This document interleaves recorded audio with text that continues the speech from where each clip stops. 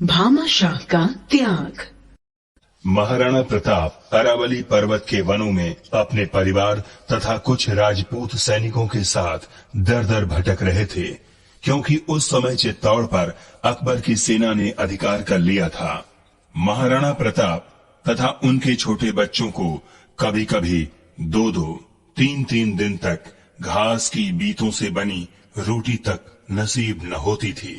चित्तौड़ के महाराणा और सोने के पलंग पर सोने वाले उनके बच्चे भूखे प्यासे पर्वत की गुफाओं में घास पत्ते खाते और पत्थर की चट्टान पर सो रहते थे। लेकिन महाराणा प्रताप को इन कष्टों की तनिक भी चिंता न थी। उन्हें तो बस एक ही धुन थी कि चित्तौड़ की पवित्र भूमि पर कैसे अधिकार करें।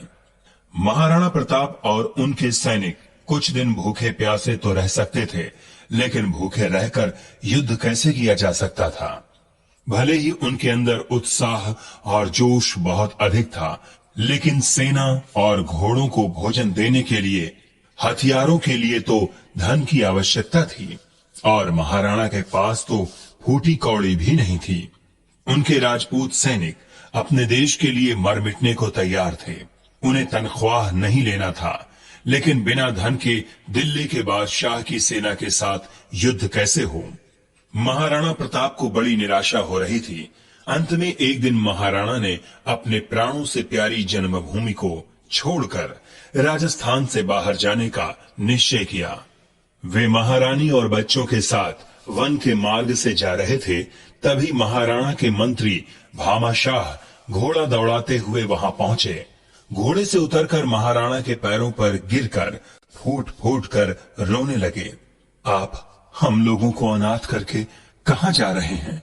महाराणा प्रताप ने भामाशाह को उठाकर गले से लगा लिया और अत्यंत दुख से बोले, आज भाग्य हमारे साथ नहीं है। अब यहाँ रहने से कोई फायदा नहीं है, इसलिए यहाँ से जा रहा हूँ।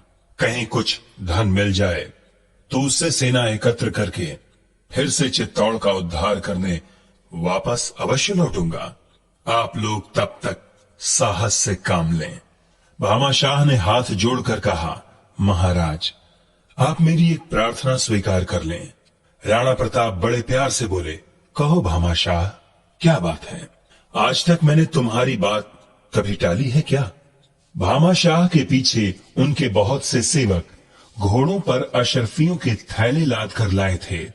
भामाशाह ने उन थैलों को महाराणा के सामने रखवा दिया और फिर हाथ जोड़कर बड़ी ही विनम्रता से बोले, यह सब धन आपका ही है। मैंने और मेरे पूर्वजों ने चित्तौड़ के राज दरबार की कृपा से ही इसे एकत्र किया है। आप कृपया इसे स्वीकार कर लीजिए और चित्तौड़ का उद्धार कीजिए। महाराणा प्रताप ने भामाशाह को गले से लगा लिया। उनकी आंखों से टप टप आंसू बहने लगे। वे बोले, तुम धन्य हो भामाशाह। लोग प्रताप को देश का उद्धारक कहते हैं, लेकिन इस पवित्र भूमि का उद्धार तो तुम जैसे उदार पुरुषों से ही होगा। उस धन से महाराणा प्रताप ने सेना एकत्र की और मुगल सेना पर आक्रमण किया। मुगलों के अधिकार की बहुत सी भूमि पर महाराणा ने विजय प्राप्त की और उदयपुर में अपनी राजधानी बना ली। जैसे महाराणा प्रताप की वीरता इतिहास में प्रसिद्ध है, वैसे ही भामाशाह का त्याग भी विख्यात है। ऐसे त्यागी पुरुष ही देश का गौरव बढ़ाते हैं।